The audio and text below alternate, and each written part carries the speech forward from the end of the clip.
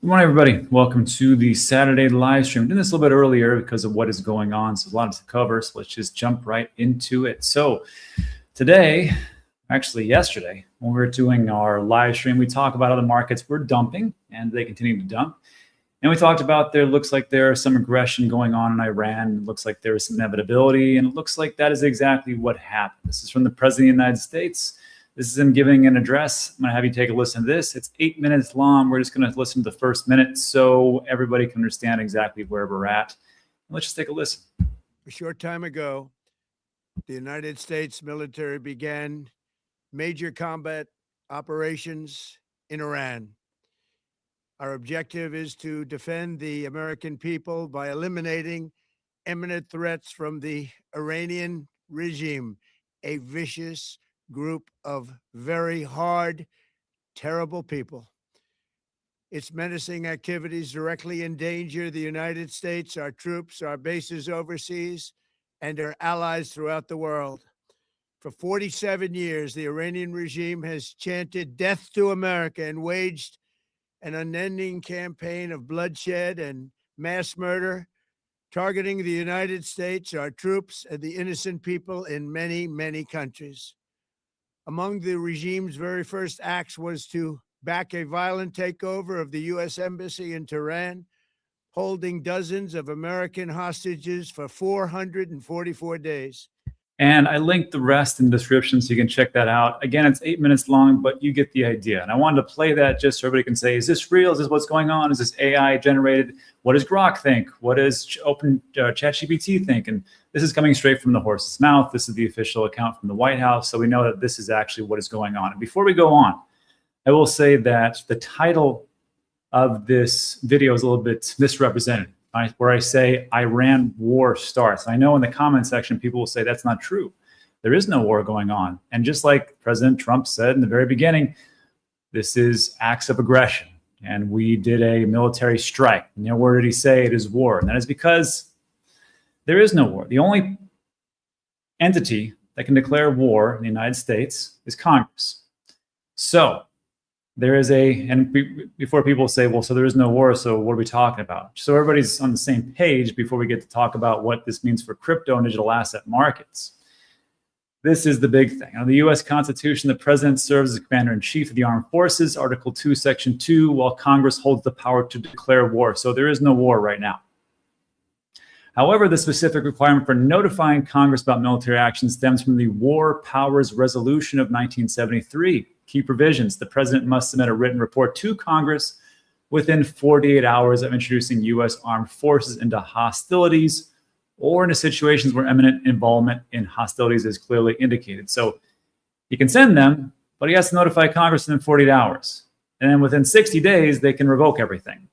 The report must detail the circumstances, estimated scope, constitutional legislative authority under which the action is taken. Without congressional authorization, such as declaration of war or specific statutory approval, U.S. forces must be withdrawn within 60 days with a possible 30-day extension to the president's supervision necessary for a safe removal. So as everybody's under the same page here, there is no war right now. Congress is the only one that can declare that war. The president has the ability to send troops in, and that is exactly what is going on. So as that is happening, this was also a report from Bull Theory. Excellent account to follow on X. I need to link them in the description, but they're at Bull Theory IO. Saudi Arabia officially states it is prepared to join the U.S. in any capacity in the war against Iran. Saudi Arabia has pledged full solidarity with the UAE, Bahrain, Qatar, Kuwait, and Jordan following Iranian missile strikes. That is a little bit misleading. I had to take a look at this, and there's nowhere that I can find, and you can correct me in the comment section, and please look this up because I'm only one person with a very small staff to get information out to you. And from what I understand, it's only Saudi Arabia has pledged full solidarity with UAE, Bahrain, Qatar, Kuwait, and Jordan. There is no mention of it standing side by side with the U.S. in any capacity, as it is stated here. However, from Shanaka and Slamparava, he talks about, and it's very long, link this in the description as well. 4 weeks ago, Saudi Arabia told Iran would never allow its airspace or territory to be used for attacks. This is Saudi Arabia. The Crown Prince of Saudi Arabia personally called the Iranian president to deliver the message. It was published by the Saudi press agency. Today, the Saudi Ministry of Foreign Affairs released a statement that erases every word. The kingdom, Saudi Arabia, condemns and denounces in the strongest terms the treacherous Iranian aggression, calls the missile strikes a flagrant violation of the sovereignty of the UAE, Bahrain, Qatar, Kuwait, and Jordan. It pledges full solidarity with every attacked nation. So there is no talk of the United States, but for all other nations, yes, they are in solidarity. And I put this out, and I said, I don't know Iran. I don't have any ties to Iran. I don't have family in Iran. I don't know anybody from Iran. So I said, I don't know exactly what's going on, but as far as what the average citizen of Iran is stating. So I said, please put this in the description below or in the comments below. And so far, it's been overwhelmingly positive as far as Iranian citizens talking about this. Mean Chris states, my uncle, his brother, and sister fled in Iran to Germany just after the revolution. That's where he met my aunt. And when she was studying in Berlin, they were all cheering on and hoping for the regime change for years. Still have extended family in the country. Little Devil says, no, this is incorrect. Getting bombed by two aggressive countries, trying to overthrow your country, and then the president one tells you to shelter and overthrow the government when you're done bombing. This isn't Venezuela. U.S. president is trying to trigger a civil war. Absolute garbage. That's the negative. And then the Manel says, check out No Cladar and all the different positivity that's over there. Personal opinion, I think most Iranian people thinking the same way we are thankful for U.S. and Israel be able to lend a hand to Iranian people. So from what I can gather, and again, you can correct me in the comment section, but it looks like this is overwhelmingly positive for the Iranian citizens. I'm just telling you what's going on, what it is. So what does this mean for the average person? What does this mean for, actually, what does this mean for Guy over at Coin Bureau? This is from Guy. Just in, air defense system intercepted an Iranian missile over UAE and Dubai, where he's at. That's crazy. Authorities began evacuating people from the Burj Khalifa, the world's tallest building. U.S. official warns attacks could continue for days or weeks. Days or weeks with this aggression, which means markets do not like ambiguity.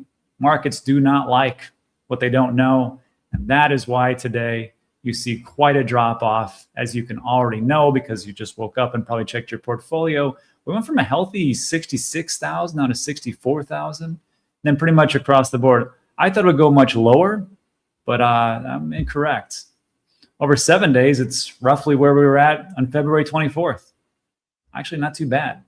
But there is one thing that I found very interesting. I'm a big believer in the 4-year cycles. I know it's not very in vogue to say those things because of, ISM and quantitative tightening, quantitative easing, and the business cycle, and there's a new Fed Reserve chair, and Saturn's aligned with Venus or whatever.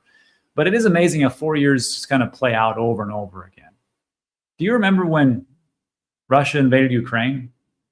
Now, again, this is obviously way different circumstances, obviously. But war is war, correct? It was February 24th, 2022, just 4 years ago. What's the date today? Not the 28th. Well, it's off by 4 days. So, again, obviously, this is much different circumstances. However, war is war. And this is where we are at. And if we could take a look back into February 2022,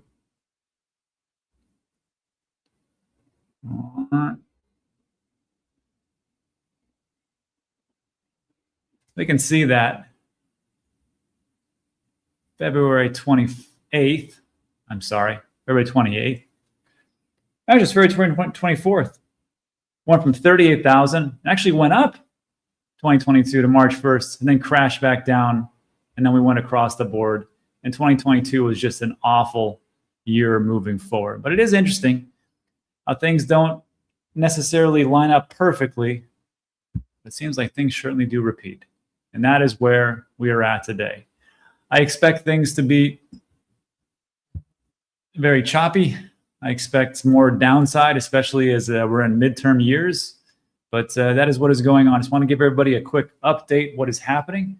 And that's it for today. So look, if you like today's video, give it a thumbs up, subscribe, all that great stuff. Now we'll do a little Q&A. I'll answer all your questions, and we'll go from there. Let's see. What's your questions today? Last day of February. Yeah, look at that, 28th, last day of February. APES is waiting for my limit order to hit. I think a lot of people are.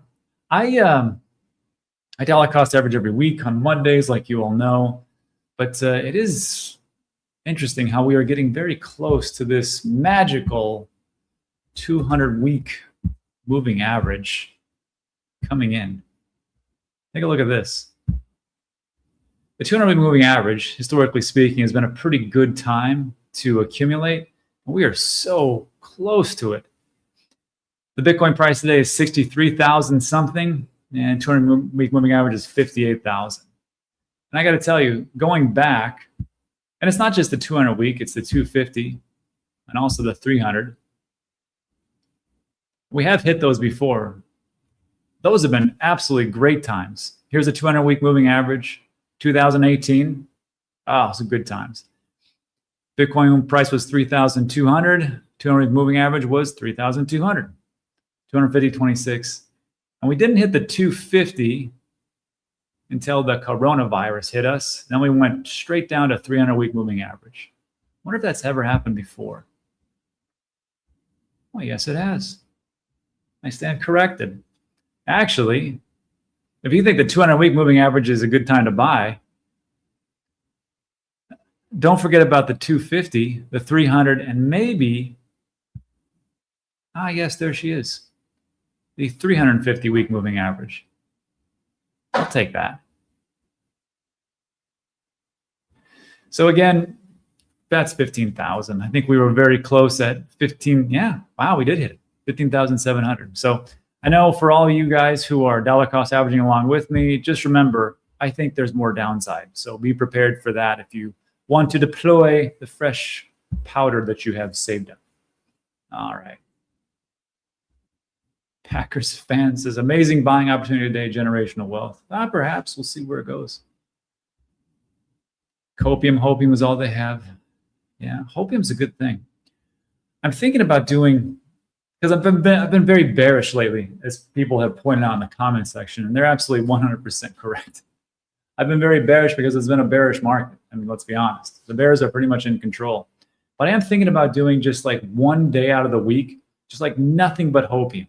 Just a hopium show that just, and not of course like the crazy hopium, like, hey, here's my price prediction. It's going to 500,000 with no proof whatsoever, except for some crazy TA thing that I found 10 years ago.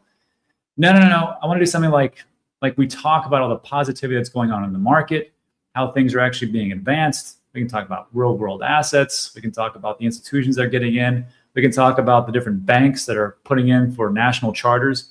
And just like stuff like that, just to remind people like, hey, this isn't as dead as everybody thinks it is. It's actually pretty good. And it's, so let me know about your thoughts about that. Actually real world positivity about what's happening. And the other 6 days will just be bearish. Okay. Boxer King, what happened overnight? Missile strikes against Iran. And it's like coordinated strikes with Israel. So yeah. Oh, it's a good one. JD Letts says, Rob, I am an occasional viewer. What happened to your Bitcoin loan that you had with Celsius? This is a good one. So Celsius, as I used to use back in the day, much to my chagrin and everybody else's, I took a loan out for one of the properties that I bought. And it was, you know, back then, this was towards the height of the bull market. This is why I don't believe in loans too much anymore. And I took out a loan, and there was a, you know, you can, let's say you ask for $10,000, right? So if you wanted to get 10,000, you had to put up double, $20,000 worth of Bitcoin, which is what I did. And then it would margin call you if the price of Bitcoin would go down. So that was in December of 2021 when things were starting to go down. I was like, I'll be okay. And then January it went down even more, then February even more. I got margin called, and I got up to speed with the first one, but the second one was when I went to Europe, my first trip to Europe actually, and I was at the Coin Bureau event. And while I was over there traveling, I got margin called over 3 days, just didn't get the information, and they liquidated me. So they liquidated me, which means when you do a loan, they liquidate you. It means that that's a taxable event, which is a bummer. But looking back at things, it wasn't too bad because that was like February, March of 2022. So if I would have kept, you know, adding in the Bitcoin, they would have just taken more as they collapsed and whenever they collapsed, sometime in June, July of 2022. So yeah, that's what happened to it. And I just had to pay some taxes because, you know, taxable event, but not too bad. And the great thing was, you know, I will say the one good thing was, you know, the loan paid for the property. The property is now one of our highest paying short-term rentals on Airbnb and VRBO. So it actually worked out pretty well. I mean, it could have worked out way better, but it just didn't. Let's see. Yeah, I like and sell. My price is going up is over. I guess people are buying the invasion, like we talked about yesterday. From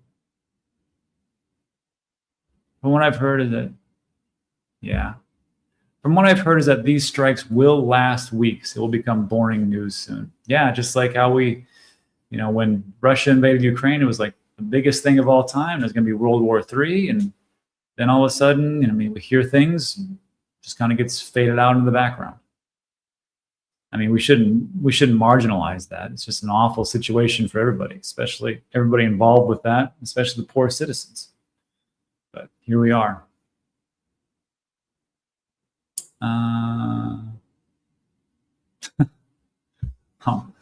All you predictors, do you really know, or are you just guessing what color Rob's socks are? I'm not even wearing socks. I'm in Puerto Rico. I always wear flip-flops.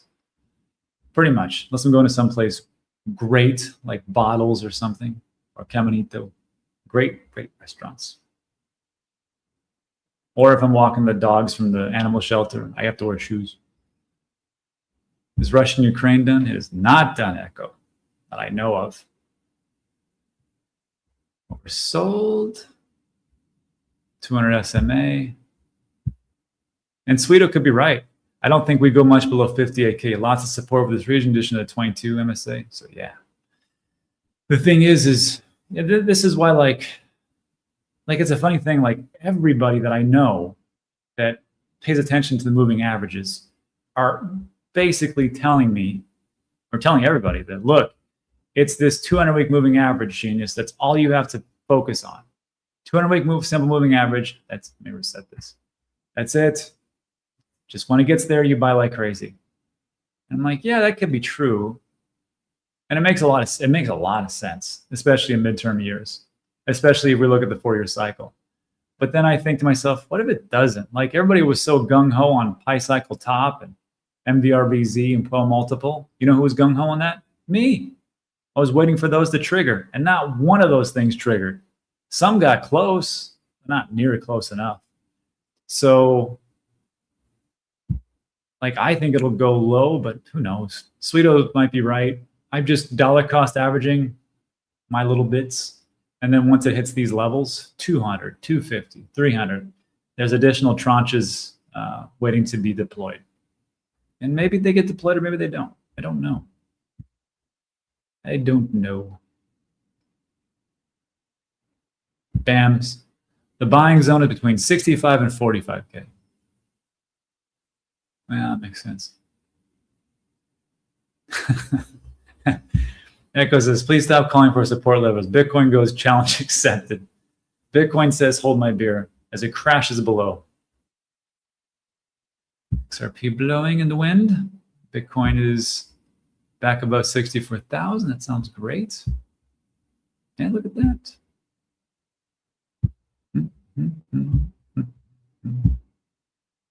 Maybe this will be like Venezuela. So yeah, I guess people at 3 o'clock in the morning, I guess when all this aggression started, that's Atlantic Standard Time. That would be 4 Eastern, 5 Central, 6 Mountain. No, I'm sorry. That's 3 Atlantic. That's 2 o'clock Eastern, 2 a.m. But yeah, it looks like it's bouncing right back. So, hey, if you're watching this stream, congratulations if you bought the invasion. You're doing great. You're doing great jobs. Oh, man. Breaking: Iranian Defense Minister Amir Nasirzadeh and Revolutionary Guards Commander Mohammed Pakpour killed in Israeli attacks. 3 sources familiar with the matter tell Reuters. Wow. That was fast. Wow. DL says, at least I'm long gold at the moment. Thank you, Jimmy. I still say 60K was the low, and Kenny could be right. Bot says, it depends. Bear market bottom, today's bottom? Sure. Yeah, Jeff says, it's just word games to say we're not at war. I know, but I got to put that out there because the commenters, actually, those guys, they're always the ones that'll say, like, actually, it's not a war because it's not by Congress. They are the only ones that can actually declare it. And I'm like, all right, I'll put it in there. Although I really should not do that because everybody who comments, it's good for the algorithm. So I should just not even say anything. Yeah, Raps is like me. Or Apes is like me. I have double personality during this phase. Excited to buy cheaper Bitcoin. Sad to see my portfolio drop. Yeah, it's true. But that's why this next time is going to be it. This is when we won't round trip our bags. No way. Channel 12 Israel says indications Ayatollah killed. Wow. Wow.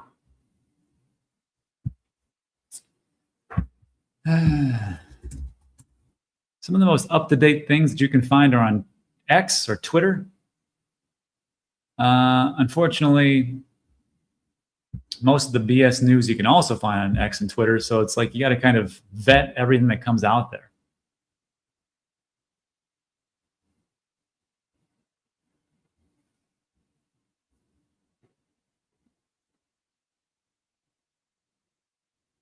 Shut up.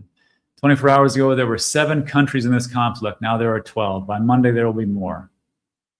Well, that's not good. That's what we call a world war.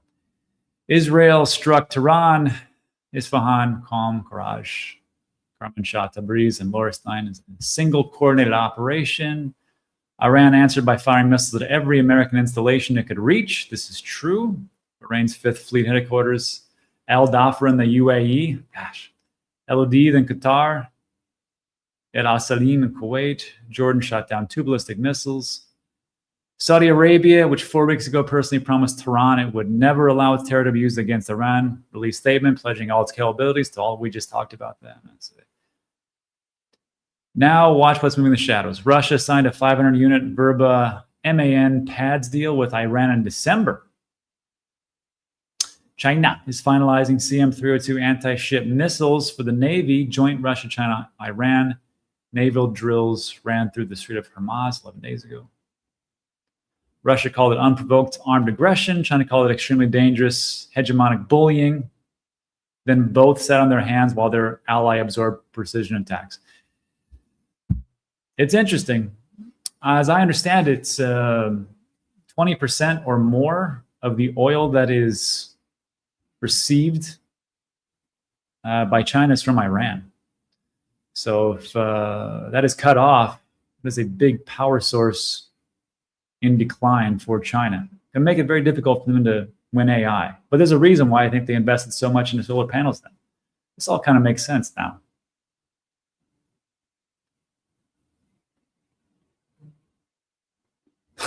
Piper says, I'm on the road driving right now and just bought more Bitcoin on the deck. That's how I wanted. Good for you, man. Good for Piper. Wow. Plato says, the fall of the IRGC is like the falling of the Berlin Wall. This is bigger than my feet. Yeah, Van Life's got a point. Russia called it unprovoked aggression while making unprovoked aggression towards Ukraine. Makes perfect sense. Well, of course, there's nuances to it. And this isn't a geopolitical channel, but I just thought it'd be interesting to follow and track this morning. So get everybody up to speed. Yeah. But again, as a reminder, like we talked about. The Ukraine invasion was February 24th, 2022. I think we all remember 2022.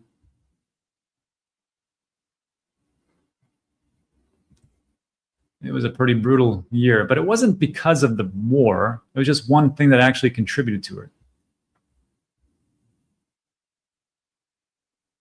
Yeah, February 24th, people bought the invasion, and it just chopped sideways. Then they got bored, and then to March. And then we just slid all the way down in June. Look at that drop. We went from 47,000 to 19,000. We'd lost another 50%. I had forgotten about that. Wow, I'm sorry, 58, 60%. Wow. So again, like we talked about, if you need to pay some bills, this might be a reasonable time to do so. And take some profits. I know people say, what profits? What else? You know profits. You've got some somewhere. Not all of you. Just saying. All right, what else we got?